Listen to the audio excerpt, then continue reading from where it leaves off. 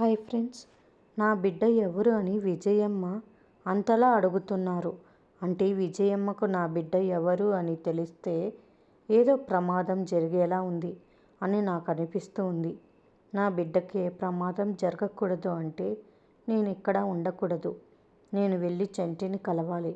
ఇక్కడ ఉండకూడదు అని విజయమ్మకు తెలియకుండా బయటికి వచ్చేస్తుంది సత్యవతి. చెంచలమ్మ, కేశవ కుటుంబ సభ్యులందరూ గుడికి వస్తారు.